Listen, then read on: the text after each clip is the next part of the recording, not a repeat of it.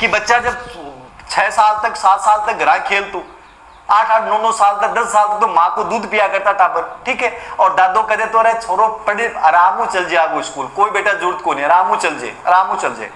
तो मैं 8-8 9-9 साल का कई बार स्कूल जाया करता। इसलिए पहले की जो हाइट हुआ करते उन्होंने स्कूल में 8वीं को माने तो बड़ा बड़ा आया करता। आजकल तो ऐ लगे नमूना सा यूरिया का, तो वैसे भी आजकल तो वैसे ही होते हैं, क्योंकि सब यूरिया का गेहूं खाते हैं, देसी शुद्ध चीज तो मिलती नहीं है। सब्जी तक यूरिया की, गेहूं यूरिया के, बच्चा गर्भ में पैदा होता है, डलता है, तब से लेकर तब तक दवाइयां शुरू होती हैं। तो नमूने पैदा होते हैं, कार्टून पैदा होते हैं, तो उनकी हाइट और वो शरीर देख के वैसे लगता है। पहले के लोग ऐसे होते थे।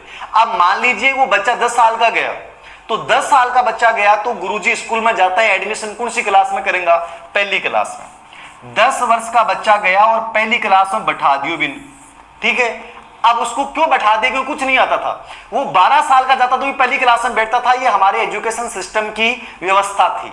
लेकिन धारा 4 ने क्या कहा? धारा 4 ने कहा कि मान लीजिए भी को दादो बिन स्कूल में को नहीं भेजो तो को नहीं भेजो, तो लेकिन वो 10 साल का जब पहली बार स्कूल में आएगा तो आपका कर्तव्य यह है कि 10 साल का बच्चा कौन सी क्लास में होना चाहिए।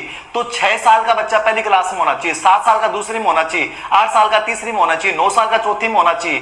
तो वो बच्चा जिस एज ग्रुप का है उस एज के अकॉर्डिंग जो है उसको क्लास में आप स्थान देंगे, यानी कि उसकी आयु के अनुसार क्लास में स्थान देने का प्रावधान जो किया गया है वो धारा 4 में किया गया है। तो अब